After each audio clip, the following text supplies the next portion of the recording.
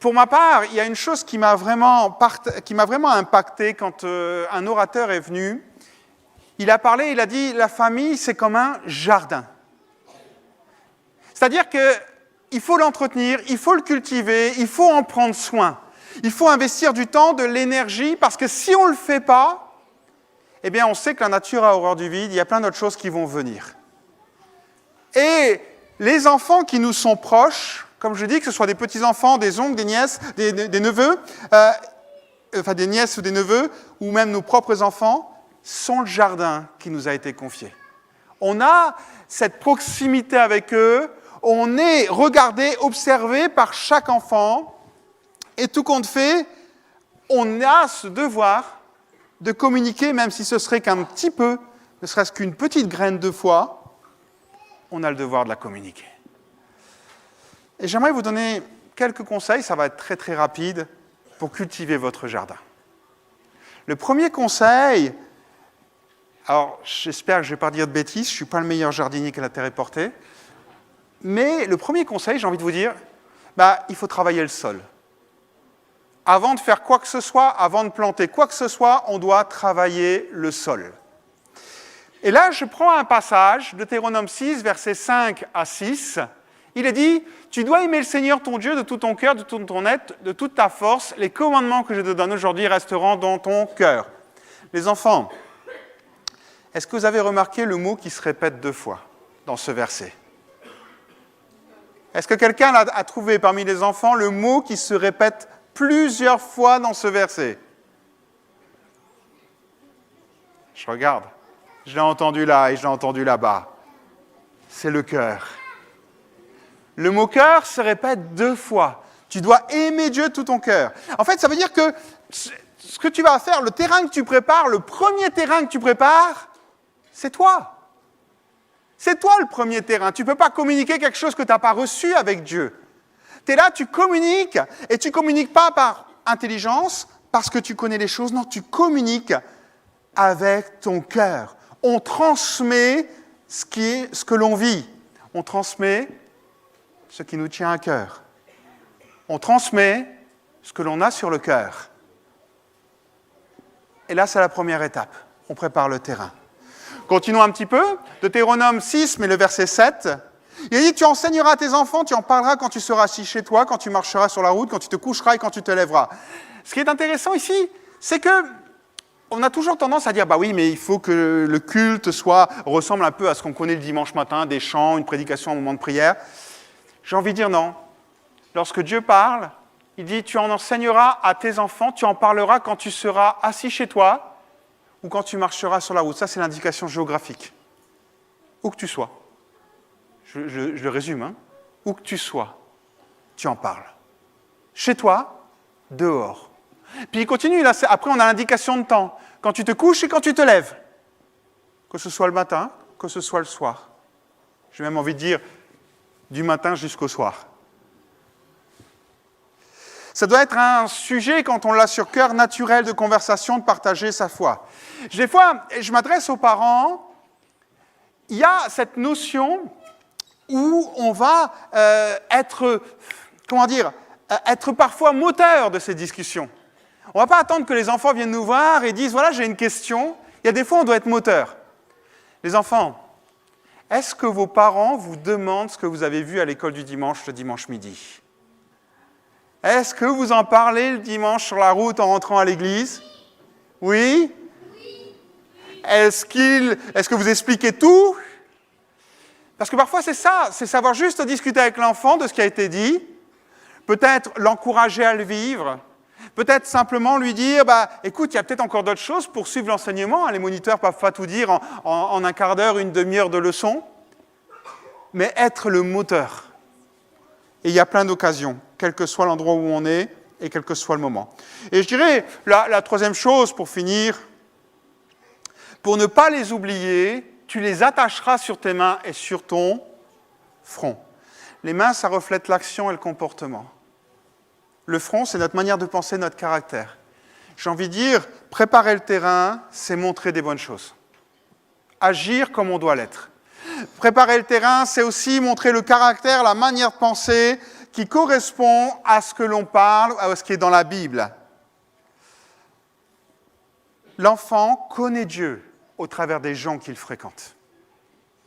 Au travers du papa, maman, bien sûr, mais de l'oncle, de la tante, du grand-père, de la grand-mère. Il connaît Dieu au travers de ceux qu'il voit. Il connaît Dieu au travers des moniteurs qui enseignent aux enfants. Il connaît Dieu au travers de chacun d'entre vous quand vous rentrez dans ce lieu, qu'il passe à côté, qu'il entend les conversations qui sont là, qu'il vous voit lever les mains, qu'il vous voit adorer l'Éternel, qu'il vous voit agir comme ça. Il réalise et il connaît Dieu. Allez, très rapidement, le deuxième, qu'est-ce qu'il faut faire avec un sol, un jardin, si on veut le cultiver? Il faut le protéger. Il faut protéger son jardin. Une fois, je me souviens, un dimanche matin, juste avant de venir à l'église, je vais faire un tour dans mon potager. Les feuilles ne ressemblaient même plus à ça. Là, il n'y en avait plus. Il n'y avait plus que les tiges. Mais par contre, il y avait au moins une cinquantaine de limaces. Vous n'aimez pas les limaces? C'est comme les escargots, hein, un petit peu d'ail et...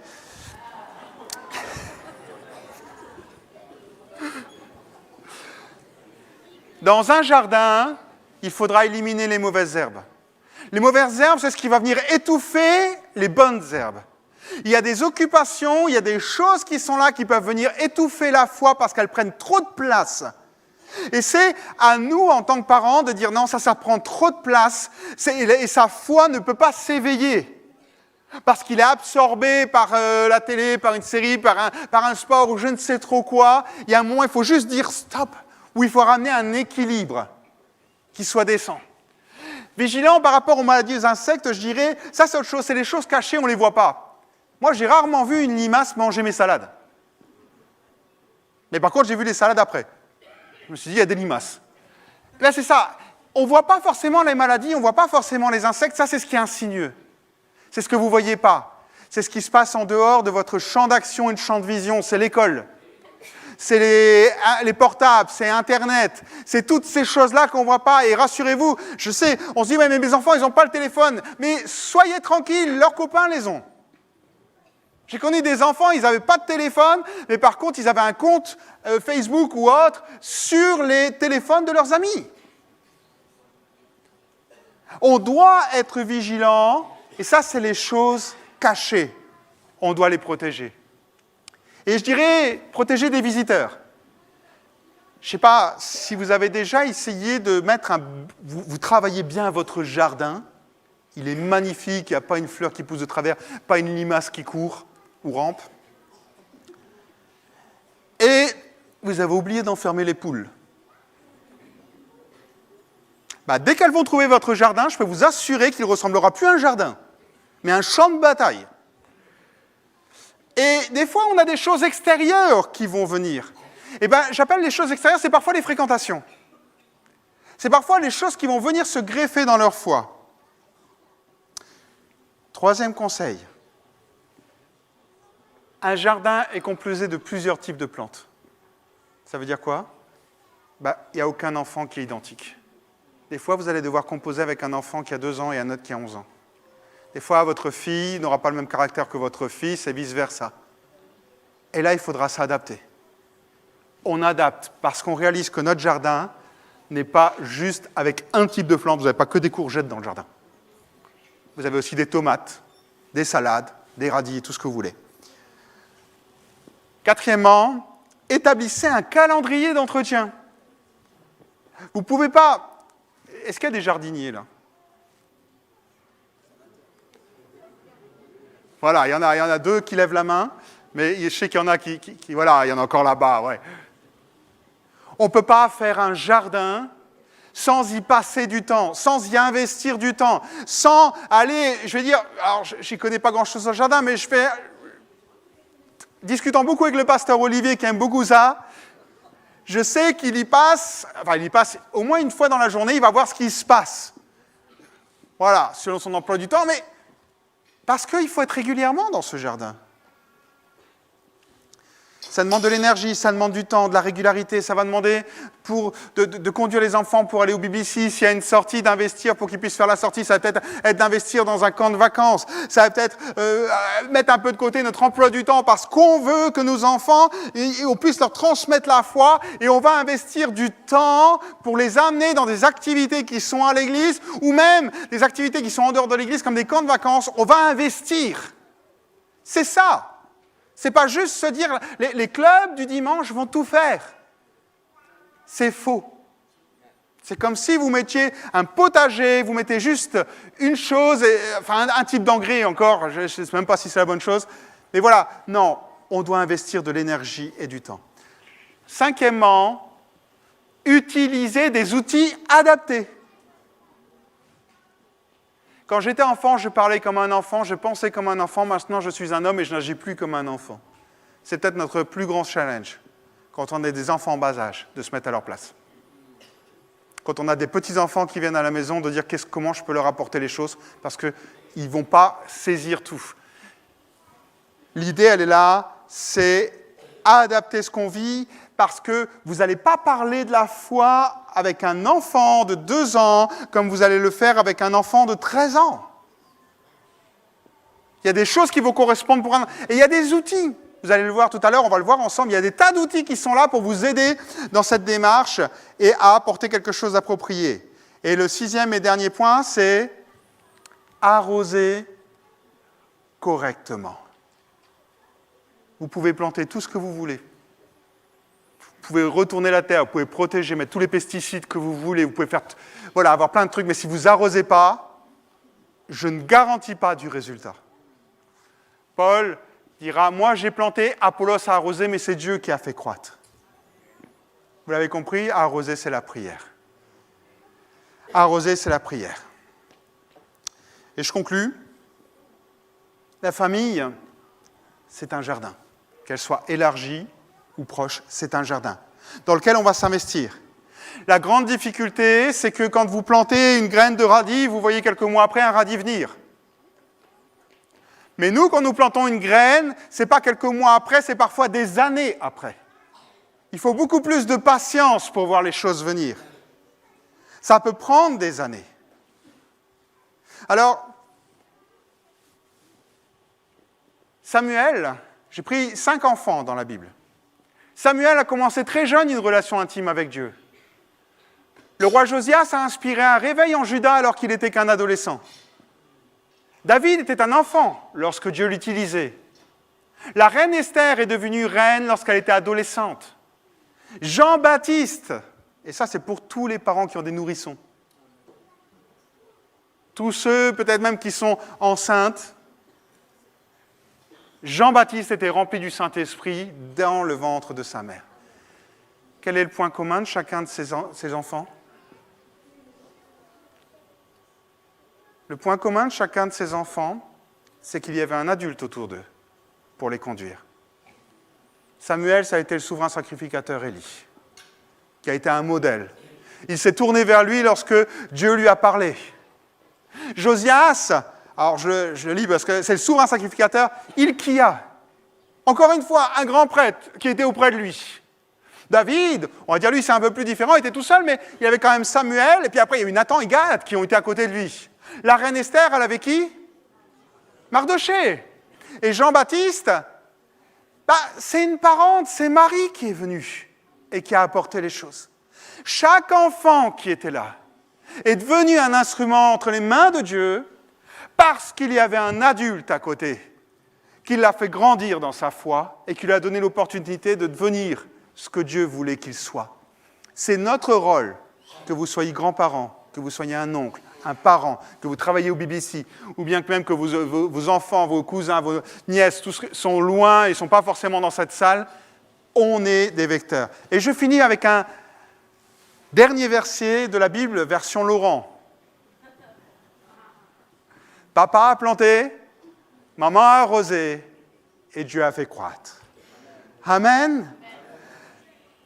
Puissions-nous être ces gens qui allons planter et arroser dans le cœur des enfants. Alors là, on a le plaisir d'être avec Aurore, qui est aussi monitrice BBC. Voilà. mais qui est aussi la fondatrice de Minilec. Alors, vous aurez l'occasion de découvrir Minilec, il y a un stand qui est fait de l'autre côté. Minilec, alors je lis ce qui est sur ton site internet, hein, Aurore. C'est ressources chrétiennes ludiques d'éveil à la foi. Voilà, en fait, en gros, allez, je le fais peut-être simple, tu me corrigeras. C'est des outils pour aider les enfants à grandir dans la foi, tout simplement. Alors, on a voulu partager un petit peu plus, peut-être plus technique. J'ai envie de dire avec une spécialiste, puisque c'est quand même son domaine, elle se forme là-dedans depuis un petit bout de temps. Et j'aimerais te poser 2-3 questions, Aurore. Alors, pourquoi c'est essentiel d'organiser un culte familial ? Bonjour à tous.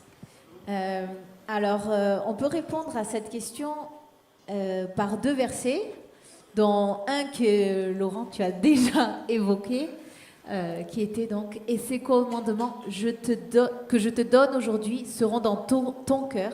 Ça parle aux parents en fait, ou aux grands-parents, la famille proche. Et ensuite, tu les inculqueras à tes enfants, petits-enfants, etc. Et tu en parleras quand tu seras dans ta maison, quand tu iras en voyage, quand tu te coucheras, quand tu te lèveras. Donc bon, on ne va pas reprendre exactement ce qu'a dit le pasteur, mais c'est vrai que ça montre qu'on peut faire plein de choses. Ce n'est pas quelque chose de spécifique qui peut être à un moment donné. Pourquoi l'organiser ? Parce que vraiment, ça nous anime. Ça brûle dans notre cœur et on ne veut pas le garder pour soi, ce trésor, on veut le partager avec les autres. Et le second, que vous connaissez sans doute, mais j'aimerais qu'on s'arrête un petit peu dessus. Instruis l'enfant selon la voie qu'il doit suivre, et quand il sera vieux, il ne s'en détournera pas. Alors, en fait, il n'est pas écrit « Instruis ton enfant selon tes envies, ta tradition et ta culture, de ton couple et de ta famille ». Non, il est écrit « Instruis l'enfant selon la voie qu'il doit suivre ». Et la seule voie, le seul chemin, c'est Jésus. Alors, j'aimerais le relire un peu à la sauce Aurore, comme tout à l'heure à la sauce Laurent. Alors oui, je veux instruire l'enfant que Dieu m'a confié selon ce que la parole de Dieu enseigne. Et quand il sera vieux, il ne s'en détournera pas. Voilà donc pourquoi organiser un culte familial. Voilà. Alors, il y a quelque chose qui est là, qu'on a vu tout à l'heure, en travers des 3 familles qui ont témoigné. Elles ont chacun, ou chaque famille, a une organisation qui est totalement différente. On a vu le matin, d'autres c'est le midi après le culte, d'autres c'est quand ça se présente. Qu'est-ce que tu pourrais nous donner, peut-être si des gens ici veulent organiser un culte à la maison ou bien vivre quelque chose, qu'est-ce que tu pourrais donner comme conseil ? Alors c'est vrai que c'était vraiment très varié, on l'a vu, et comme Laurent le disait par rapport au jardin, eh bien, chaque enfant est différent, et chaque famille est différente, on a tous un rythme de vie différent et des âges différents, et donc le moment idéal, c'est celui qui va correspondre à votre famille. C'est à vous en fait de voir selon vos enfants et vous, votre disponibilité aussi, quand c'est que vous voulez organiser ce moment. Et puis ensuite, ce que je conseille, c'est que ce moment, une fois qu'il est choisi, on l'intègre un peu dans une routine. Et comme ça, en fait, eh bien, ça s'est marqué, c'est noté, c'est là. Et ce temps, on va vraiment le prendre avec Dieu. Et quand c'est des temps qu'on fait régulièrement et qu'on fait peut-être certains au quotidien, eh bien, ça montre aussi, c'est un témoignage aussi pour l'enfant, de montrer que Dieu, il est vraiment au centre de ma vie à moi et aussi au centre de mon foyer. Et ça, je vais vraiment mettre le point dessus. Alors, il est dans la routine du soir, dans la routine du matin, ou pour la famille d'Andrea, après le culte. C'est là qu'on le fait. Et bien sûr, les âges sont différents. Attends, je regarde si je n'ai pas oublié un petit truc. Et puis, oui, je veux dire aussi que, comme ils l'ont dit, il peut y en avoir qui vont faire, on chante, on étudie la Bible, on parle, on discute, on échange, et ensuite on prie. Mais il ne faut pas se stresser aussi à dire, oh là là, mais ça doit durer au moins 30 minutes. Non, si jamais on voit l'enfant, il est fatigué ou quoi, on peut juste prendre un temps de prière, un temps pour remercier Dieu. Ou ça peut être, on va faire juste un petit jeu. Ou lors d'une balade, on va échanger. Oh, tu as vu ça? Tu sais que ça, c'est Dieu qui a créé ça. Et s'émerveiller de la création de Dieu. Parce que Dieu, au final, il n'est pas que dans un livre. Il est avec nous tout le temps et en tout. Et voilà. Je reviens. Non, ça c'était bon. Et donc voilà.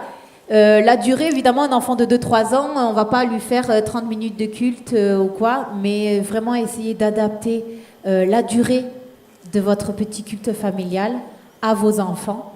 Et aussi le faire avec un vocabulaire qui est assez simple. Pas la peine d'étudier romain avec les enfants de 5 ans.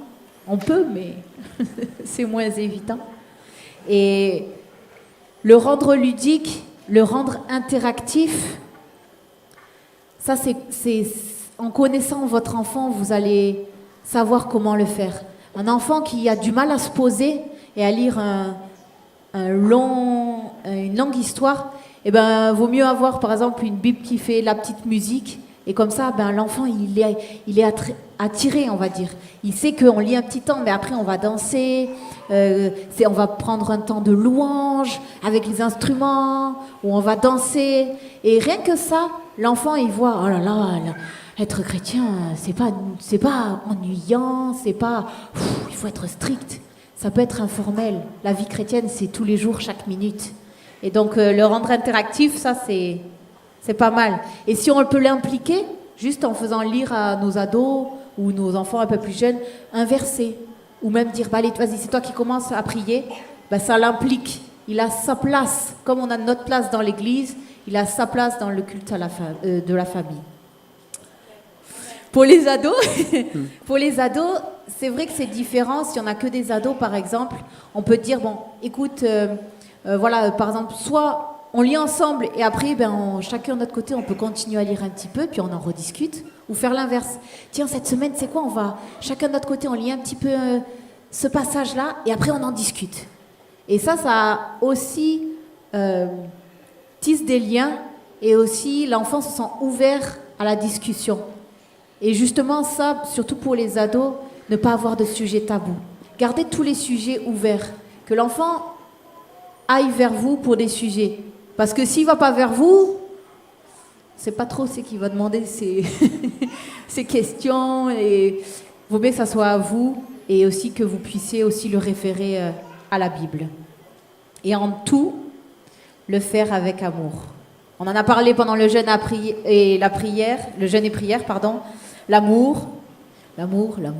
Alors organisons ce culte famille avec amour. Et vraiment avec ce désir de transmettre ce qui nous anime, de transmettre la foi à nos enfants avec amour. Oui. Alors, moi, c'est pas fini, hein.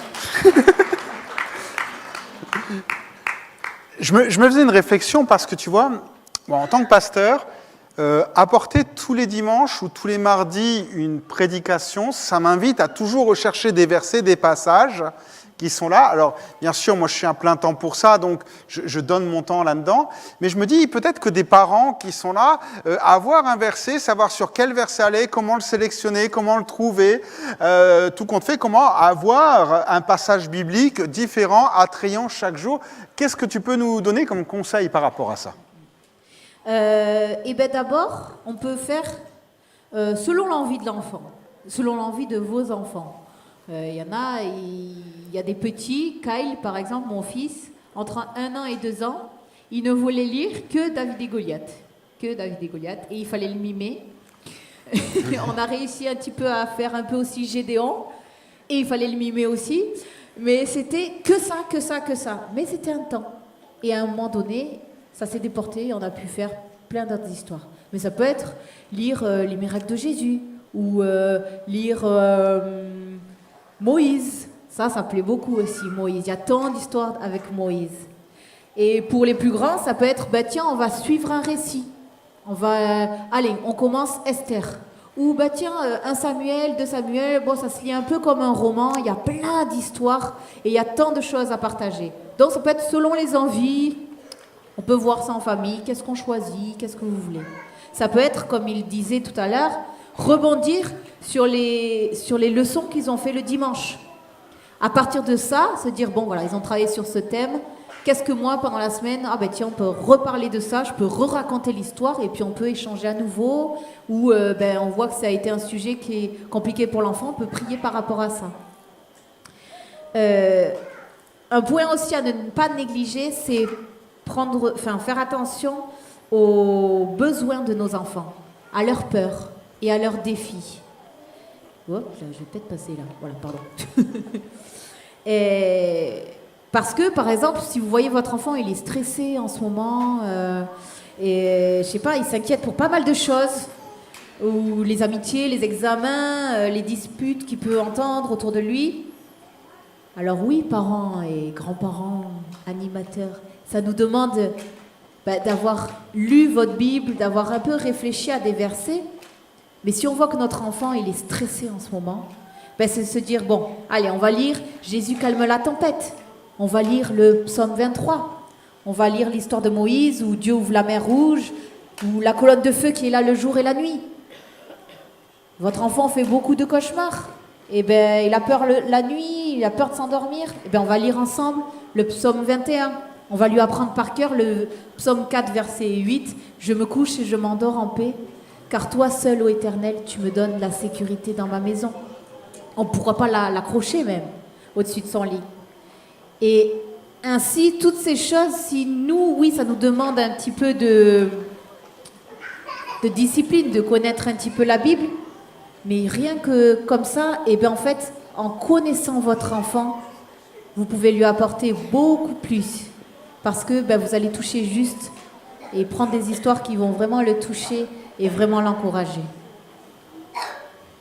Et voilà. Alors il y a une autre question, quand tu me dis ça, qui me vient à l'esprit, c'est parfois, on pense en tant qu'adulte, tu sais, le verset que je citais, voilà, quand j'étais enfant, je parlais comme un enfant, mais comment rendre simple ces choses-là? Est-ce qu'il y a des outils ou des choses qui peuvent nous aider à rendre simple ce verset? Et oui, Marc serait d'accord avec moi, il faut acheter une Bible d'études en Louis II 1910, au moins. Hein? Ah non, quand même. Offrez une Bible pour votre enfant qui est adaptée à votre enfant. Alors, des Bibles pour enfants, honnêtement, il y en a plein. Selon l'âge, selon, comme je disais, si votre enfant il fait que gesticuler ou qu'il aime beaucoup la musique, prenez-lui une Bible qui fait de la musique. Si votre enfant il a 8 ans et qu'il adore vous poser des milliards de questions, prenez une Bible qui a des petites notes en plus, qui est plus détaillée. Donc nous avons des Bibles cartonnées, musicales, des Bibles à lire à deux avec des petites images, etc. Des Bibles classiques, des Bibles avec des explications. Pour les ados, la Bible en manga, qui va se lire plus facilement. Comme la Bible de l'aventure ou la The Bible, ces deux ont des petites notes, des petites questions, des petits défis en plus. Et tout ça, en fait, c'est divers, mais parce que nos enfants et nos familles sont diverses aussi. Et aussi, il y a des applications comme Bible App, qui est sous forme de jeu pour les enfants. Et les histoires de la Bible sont lues, il y a des petites questions, il y a des petits trucs à attraper. C'est interactif, c'est ludique. Et pour les plus grands, il y a YouVersion, qui est la Bible, où c'est qu'il y a des plans d'études, etc. Et Exprime ta foi, qui est aussi une autre petite application de Bible qui a été créée par des chrétiens de Toulouse. Donc il y a énormément de choix. Si jamais même vous voulez reprendre tout ça et avoir vraiment les titres de ce genre de Bible, vous scannez le QR code, vous tombez sur un article Minilec qui reprend tout et vous n'avez plus qu'à cliquer pour aller acheter vos Bibles. Voilà. Merci Aurore. Alors, vous pouvez cliquer si vous êtes sur QR code, mais je tenais aussi à dire, Célia, qui est la responsable de la librairie, a commandé un dépôt-vente spécialement pour les enfants. Donc il y a plein de livres, que vous soyez grands-parents, vous voulez offrir quelque chose à un enfant ou quoi, allez la voir, et s'il n'y en a plus en stock, elle pourra toujours en commander et voir ça avec vous, donc n'hésitez pas à la fin du culte. Alors, vas-y. Pour le rendre simple, c'est que si vous connaissez déjà l'histoire dans votre propre Bible, ça deviendra plus naturel de la raconter. Vous connaissez déjà les personnages, etc. Donc ça permet d'aider à parler avec le bon vocabulaire. Et puis déjà, vos Bibles pour enfants, elles ont déjà la longueur et le vocabulaire qui est adapté à votre enfant. Donc ça va vous simplifier la vie.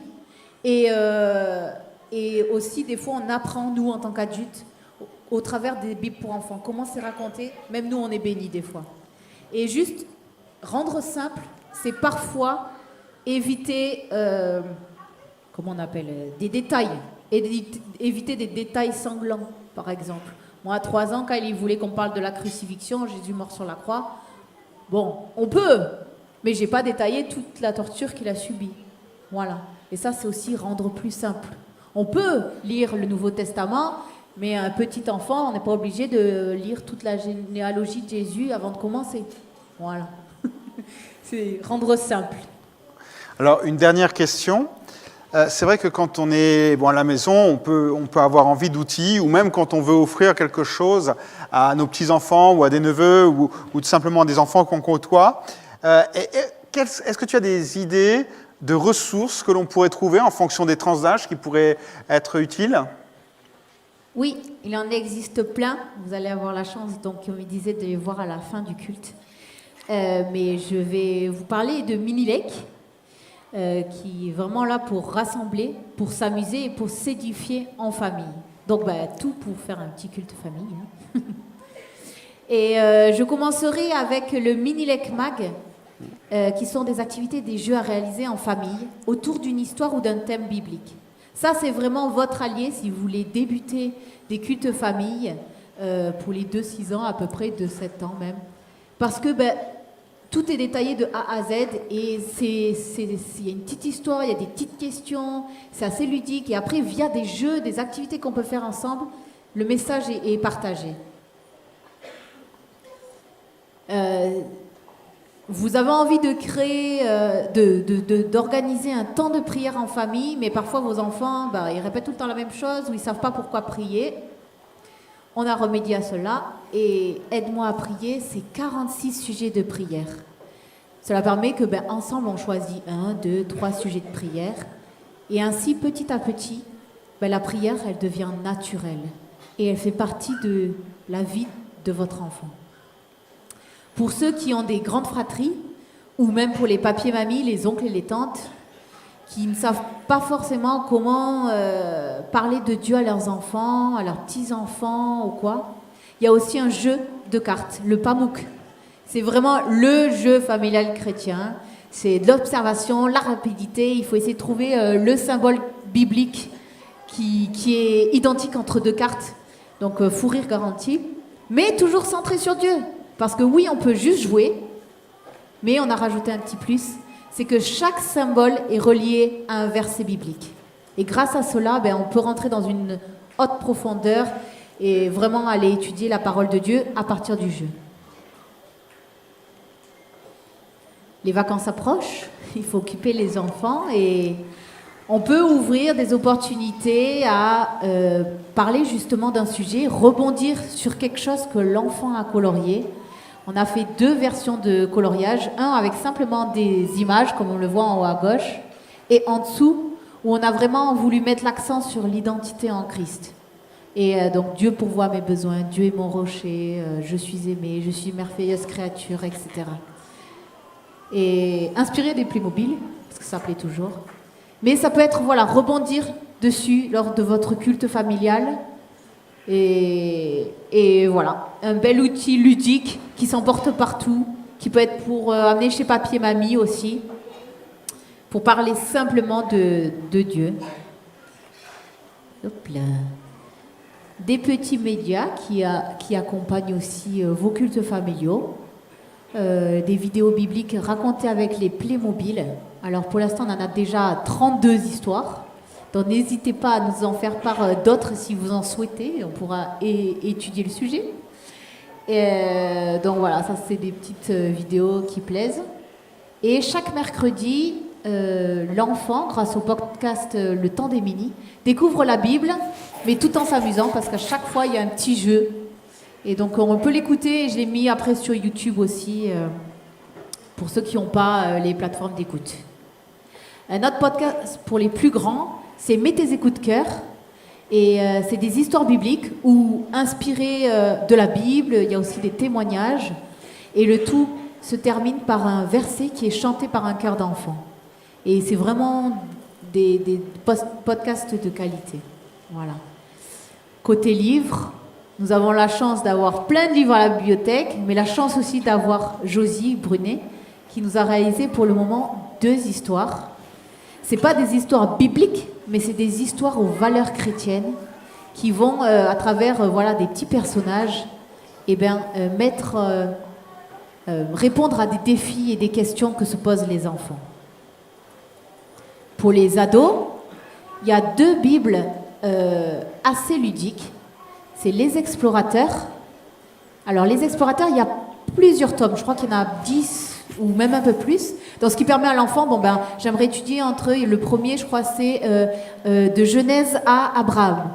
Et donc, l'enfant lit un petit peu et il y a ces explorateurs qui découvrent avec nous et ils posent des questions. Et ça amène l'ado à réfléchir, à se poser des questions. Dans la même idée, il y a RDV The Book. Et c'est 365 méditations de la Bible qui sont suivies de mise en application. Et pareil, ça aide l'ado à faire son petit culte personnel et aussi à le faire avec ses parents, questions-réponses, etc. Mais voilà, ça va l'apprendre à le faire lui-même. Et il y a une application aussi pour aller avec. Donc pour vos ados, vraiment, Les Explorateurs et RDV The Book. Enfin, juste des petits médias. Bible Project, pour ceux qui ne connaissent pas, ça survole vraiment toute la Bible par des petites vidéos. Donc si vous voulez, si votre enfant ne sait pas quel livre commencer à lire, vous marquez Bible Project Genèse, hop, ça vous fait le résumé en 5 minutes, méga ludique. Job, d'accord, voilà, ça parle de ça. Et pour ceux qui ont plein de questions, godquestion.org, c'est le site, la mine d'or, où on répond simplement à des tonnes de questions. Vous n'aurez plus d'excuses. Je crois que c'est fini. Attendez. Ah, si, j'avais oublié un dernier truc. On a des pasteurs. Tu peux lever la tête. Non, il y a 2 pasteurs qui répondent à des questions simples et qui exhortent aussi les adultes, mais aussi les ados. Et donc, c'est Quoi de neuf pasteurs, ça se trouve sur YouTube. Connecte ta foi avec Jacques Brunet, c'est un peu sur tous les réseaux. Donc, n'hésitez pas à aller voir ça. Et soyez bénis vraiment, les ados, les jeunes, parce qu'ils vont répondre vraiment simplement à des questions et à des choses d'actualité. Alors, il y a énormément de ressources, on en a déjà vu pas mal, mais ce que vous pouvez voir ici, c'est que vous n'êtes pas seul. Vous n'êtes pas seul, des tonnes de ressources sont là pour vous aider, vous accompagner dans la création d'un culte familial. Voilà. Oui, merci Aurore. Alors, c'est vrai, on n'est pas seul, on a peut-être tendance à sous-estimer les ressources qui sont dans l'Église, mais n'oubliez pas que les moniteurs sont là aussi et qui peuvent être des conseillers, que vous pouvez aller les voir et leur poser des questions. Ils vont vous donner plein d'idées, plein de choses qui sont là. Donc, n'hésitez pas à voir les moniteurs BBC pour tout ce que vous pouviez avoir comme besoin, comme ressources ou autres. Ils ne seront peut-être pas tout vous donner, mais une bonne partie en tout cas, ça j'en suis sûr. Alors merci Aurore. Donc si on veut plus de renseignements, à la fin de ce culte, on pourra aller te voir au stand. En attendant, on a vu beaucoup de théories. Et si on passait à la pratique? Qu'est-ce que vous en pensez? On organise un culte ensemble? Un petit culte ludique pour les enfants? Oui? Les enfants, est-ce que vous êtes là? Aujourd'hui, comme on l'a déjà vu, on va parler que Jésus aime les enfants. Oh, c'est un joli sujet, ça. Est-ce que vous savez que Jésus vous aime? Ceux qui n'ont pas répondu oui, à la fin, vous répondrez oui. Alors, on voit que Jésus, il parle à une foule de gens. Il parle de Dieu, il raconte des merveilles. Et les gens sont très, très concentrés. Ils écoutent attentivement comme toi. Tout à coup, des gens s'approchent avec des enfants, avec des petits-enfants. Ils veulent que Jésus pose les mains sur eux, ils veulent voir Jésus, le toucher. Mais les disciples, hep, il leur disait, tu vas où? Tu fais quoi là? Mais tu vas pas t'approcher de Jésus là. Il est en train de parler à des adultes. Non, non, non, non, non, non, non, bouge plus. Là, c'est sérieux. C'est sérieux. Les enfants, là, les petits, tu restes là et on verra plus tard. Laisse Jésus parler. Mais Jésus, qu'est-ce qu'il en pense de ça? Jésus s'arrête de parler aux adultes. Il se retourne vers ses disciples. Il fait les gros yeux. Est-ce que vous savez faire les gros yeux? Il fait les gros yeux à ses disciples. Eh oui, hein, il n'est pas content. Mais ça le rend triste. Et alors, il se tourne vers ses disciples et la foule. Et qu'est-ce qu'il dit? Laissez venir à moi les petits enfants, car le royaume de Dieu est pour ceux qui leur ressemblent. On le redit? Laissez venir à moi les petits enfants, car le royaume de Dieu est pour ceux qui leur ressemblent. Et alors, à votre avis, est-ce que les enfants, ils ont pu s'approcher? Oui! Les enfants ont eu le droit de s'approcher. Ils se sont approchés de Jésus et Jésus en a même pris sur les genoux, il en a porté. Et vous savez ce qu'il a fait aussi? Il a prié pour eux. Oh! Et il les a bénis. Il a dit plein de bonnes choses pour eux. Il a dit à Dieu, oh, bénis-les. Tu vois comme elle est trop mignonne. Et de là, tu vois, elle a du mal. Bénis-la. Et il a prié comme ça. Il a pris un temps spécial pour ses petits-enfants. Oh, ça c'est Jésus qu'on aime ça. Hein? Alors, voyons voir, je vais vous dire le petit message d'abord. Jésus, il aime autant les adultes que les enfants. Il aime les petits, les moyens, les grands, et les papis-mamies, et les pépés-mémés. Et oui, Dieu, il aime tout le monde. Chacun de nous est précieux. Et Dieu t'a créé particulièrement et il veut passer du temps avec toi. Dieu veut être à tes côtés le jour et la nuit. Que tu sois tout petit, moyen, grand ou papi-mamie. Alors, ne laisse personne dire comme ses disciples, t'es trop petit pour prier. T'es trop petit pour servir Dieu. Comment ça, tu veux prier en langue? Comment ça, tu veux parler? Non, non, non, t'es trop petit. Ça, on fait comme Jésus. C'est pas bien, on fait pas ça. Moi, je peux m'approcher de Dieu. C'est Jésus qui me l'a dit. D'accord? Et le pasteur Laurent, il en a parlé. Dieu a utilisé des enfants pour bénir même les adultes. Samuel, il n'était qu'un enfant. Il était au temple avec Élie. Mais Dieu n'est pas allé voir Élie pour lui parler. Il a parlé à Samuel. Et Samuel a écouté. Il y a aussi la petite servante de Naaman. Il était très malade. Et elle a osé parler de Dieu. Ah, mon Seigneur, s'il allait voir le prophète Élisée, il serait guéri. Et grâce à cette petite fille qui a osé parler de Dieu, son maître a été guéri. Ok? Alors, d'après tout ce que je viens de dire, est-ce que tu penses que Dieu t'aime, toi, tout particulièrement?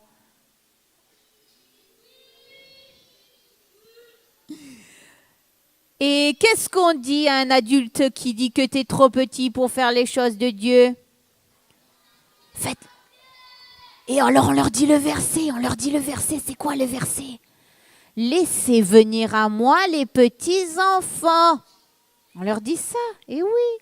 Parce que peu importe ton âge, tu peux parler à Dieu, tu peux apprendre à le connaître encore mieux. Peu importe ton âge, Dieu veut te parler. Et je suis certaine qu'il aura de belles choses à te dire. Ok, Jésus dit, laissez venir à moi les petits enfants et ne les empêchez pas. Car le royaume des cieux est pour ceux qui leur ressemblent. Et oui, nos enfants, ils croient facilement. On leur explique quelque chose, ils ne sont pas comme nous, les adultes, à réfléchir, à douter. Non. Alors, même si c'est nous qui les enseignons, qui les instruisons, nous avons beaucoup de choses à apprendre aussi de eux, de leur comportement et de leur foi. À la maison, nous avons l'habitude de terminer ce temps de en famille en priant. Et alors, je vais vous proposer aux familles de se regrouper pour prier ensemble. Bien sûr, il y en a peut-être certains, vous dites, ah oui, mais moi je suis solo, je vais avec qui? Eh bien, écoutez, on est la famille de Dieu, non? Alors, vous pouvez vous joindre à une autre famille, à des gens autour de vous et créer une autre petite famille et on va prier ensemble pour des sujets en particulier. Je l'ai dit? On en avait noté, c'était déjà prier pour tous les enfants. C'est un beau sujet, ça. Et les enfants qui sont à venir, parce qu'il y en a. On va prier ensuite pour comment impacter la génération qui nous entoure. Que vous soyez animateur, que vous soyez parents, que vous soyez grands-parents, oncles, tantes.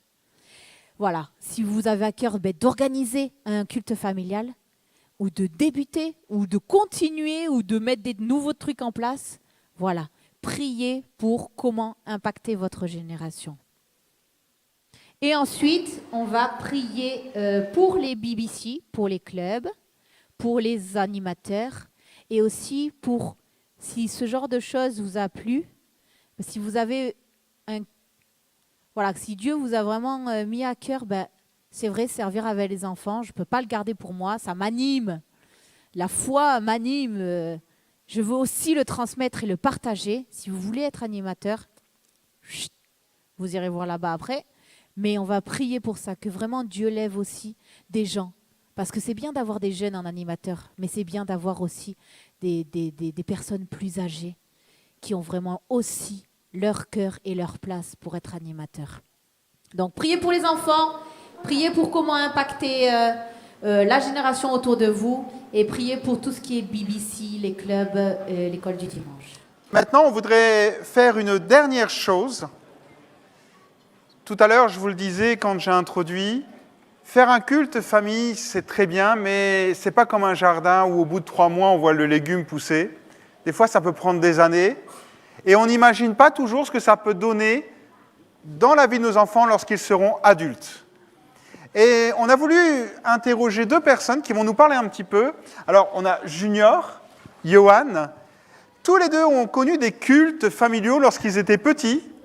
Et ils vont nous expliquer au travers de témoignages ce que ça leur a apporté et comment ça a construit leur vie chrétienne et construit leur foi. Alors, je ne sais pas lequel des 2 on va commencer. Bon, allez, vas-y, Johan, à toi.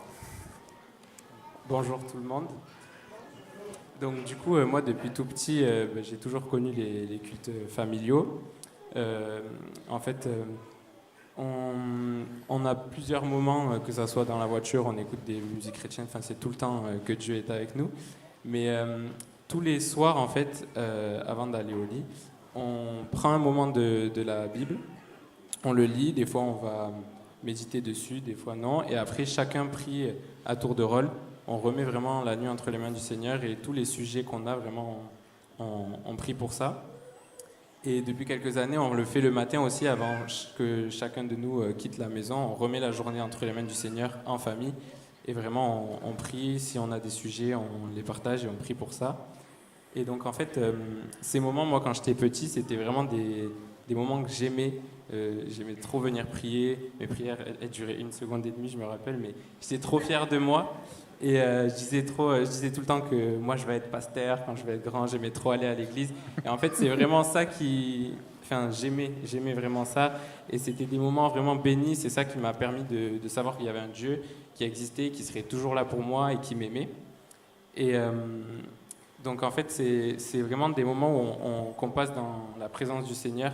Parce que là où 2 ou 3 sont rassemblés en son nom, il est au milieu d'eux.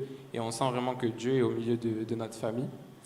Et donc, quand je suis arrivé à la préadolescence, adolescence, ça a été un peu plus compliqué, comme je le dis dans mon témoignage personnel, c'est que j'étais plus du tout intéressé, j'avais plus envie ni d'aller à l'église, ni de prier, ni rien. Et petite anecdote, quand on allait en vacances chez ma tati, entre frères et sœurs, il y a un moment qu'on voulait esquiver, c'était les moments de prière, parce que c'est comme les églises au Congo, on sait quand ça commence, mais on ne sait jamais quand ça va s'arrêter. Et des fois, on s'endormait et tout. Enfin, c'était vraiment très long. Mais là où je suis vraiment reconnaissant envers les parents, c'est que il y a toujours eu ce principe à la maison, ça a toujours été, moi et ma maison nous servirons l'Éternel, et c'était vraiment la règle numéro 1. Donc, quoi qu'il arrive, tant qu'on est sous leur toit, en fait, c'est ça, la règle c'est ça, et enfin, on n'a pas le choix, c'est comme ça, parce qu'à la maison, on sert le Seigneur.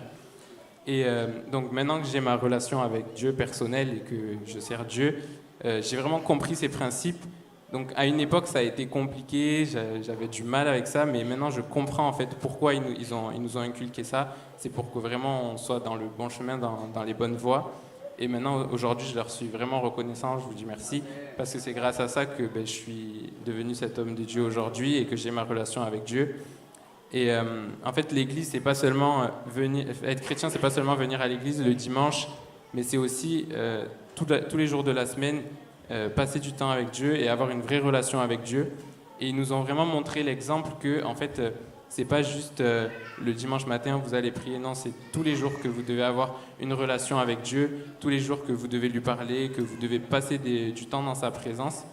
Et en fait, on sait que dès qu'on a un problème, mais que ce soit dans les bons moments ou dans les mauvais, on sait qu'on va se réunir en famille, qu'on va prier pour ça. Et on sait que on a un Dieu qui est vainqueur, donc avec Dieu, on s'en sort toujours. Et vraiment, moi plus tard, je sais que je voudrais faire ça avec ma future épouse aussi. Ce sera pour les enfants de passer du temps dans la présence de Dieu et vraiment leur apprendre, parce que les enfants, c'est par les parents qui voient l'exemple.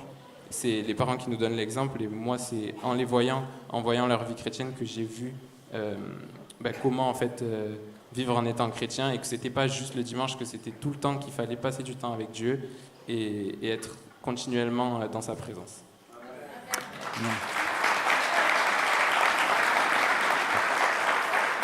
Merci Johan. Alors en fait c'est vrai, on l'a vu, hein, les parents ont inculqué une habitude de vie, presque j'ai envie de dire une discipline, et tout compte fait, ce qui a forgé l'homme que tu es aujourd'hui. Enfin le jeune homme on va dire, excuse-moi. Junior, toi c'est aussi un peu le même genre, mais c'est toute une autre histoire.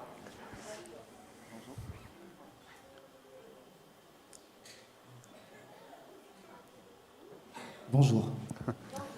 Alors, moi c'est Christian, je m'appelle Christian Mimi, bon, on m'appelle aussi Junior, et je suis né d'une fratrie de 6 enfants, 3 filles, 3 garçons, et moi je suis le 3e. Alors le culte familial, on a commencé, en tout cas depuis que moi je me souvienne, je suis né dans le culte familial, parce que dans notre maison c'était une priorité. Alors, mes parents ont connu le Seigneur avant et ils ont inculqué ça à chacun d'entre nous. Et je me rappelle quand j'étais tout petit, peut-être que j'avais presque l'âge de ma fille, elle a presque 2 ans, et lorsque mes parents se réunissaient avec mon frère aîné et ma grande sœur, j'étais le 3e et le dernier, et souvent ils avaient l'habitude de chanter un chant. Dieu est bon, venez chantons tous ensemble, Dieu est bon. Et souvent, on commençait ce temps-là et mon père prenait une Bible. Et donc du coup, même quand il s'asseyait et que moi je ne voyais pas de Bible, du coup moi je partais chercher la Bible et je leur ramenais. C'était vraiment aussi le souvenir que je peux avoir, et encore à 2 ans, on me l'a souvent raconté que c'est devenu vraiment dans ma tête. Et donc à partir de là, les choses ont quand même évolué. C'est-à-dire qu'avec l'âge, nos parents ont adapté, on a vu tout à l'heure, il y a plusieurs manières d'adapter. Nos parents ont adapté, et au fur et à mesure, c'était bien comme nous, on est une fratrie de 6. Donc plus on a grandi, plus le culte familial était plus riche et plus profond. Et je me rappelle, après adolescence, je pouvais lire la Bible, enfin lire un passage biblique, le méditer et pouvoir aussi l'expliquer. Et comme on faisait vraiment des cultes aussi, donc je pouvais aussi conduire un temps de louange, à ma manière, entre nous. Et ce qui était au niveau des horaires, c'est qu'on priait quasiment tous les soirs. En général, c'était entre 19h et 20h, et un peu plus tard, on a commencé aussi à prier les matins, tôt, avant d'aller à l'école, à nos différentes activités. Et une chose aussi qui a aidé notre engagement, c'est que nos parents en ont fait aussi un ministère. Ils partaient en fait à la radio, il y avait une radio chrétienne, où ils faisaient aussi 2 ou 3 fois par semaine un culte familial.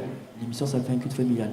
Et donc, où d'autres familles étaient connectées. Aujourd'hui, on est connectés en ligne. Là, ils écoutaient la radio et ils faisaient le culte aussi avec nous. Et de temps en temps, on y allait. Et donc, ça avait encouragé, ça avait renforcé notre engagement aussi pour ça.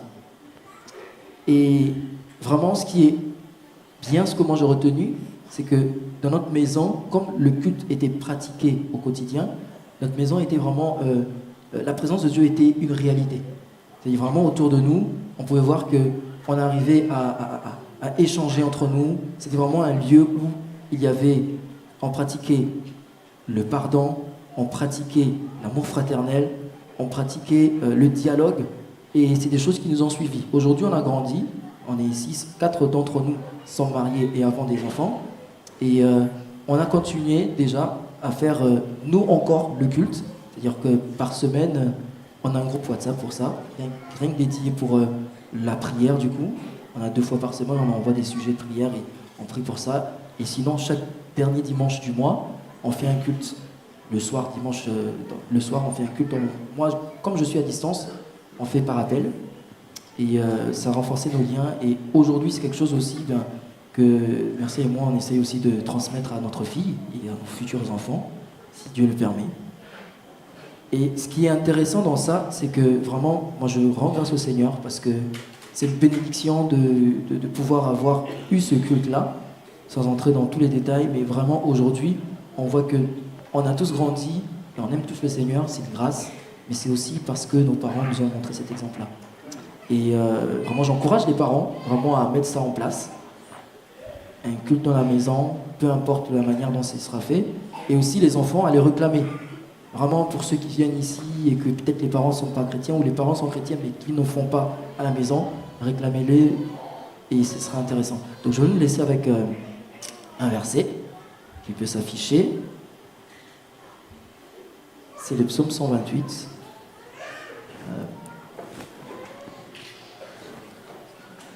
Non, moi, non, ouais. Toi, tu peux le lire. Sinon, je vais le lire.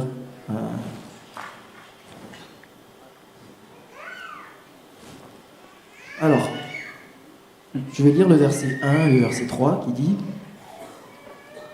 dans la version Bible Summer, « Cantique pour la route vers la demeure de l'Éternel. Heureux es-tu, toi qui crains l'Éternel et qui suis les chemins qu'il a tracés. » Verset 2, « Tu tireras profit du travail de tes mains, tout ira bien pour toi et tu seras heureux. Dans ton foyer, ta femme sera comme une vigne chargée de nombreux fruits et autour de ta table, tes fils seront tels des plants d'olivier. » Je partage ça pour dire simplement que voici, ce sont les promesses que Dieu a faites pour les familles qui craignent le Seigneur. Donc quand vous installez ce culte-là dans la maison, vous allez voir des résultats. Et moi j'en suis témoin. Aujourd'hui, on craint le Seigneur. Et comme on dit, la femme est pleine vraiment de fruits. Et nous, les enfants, on est comme des plants d'olivier, c'est-à-dire qu'on est vraiment stable. Voilà. Amen.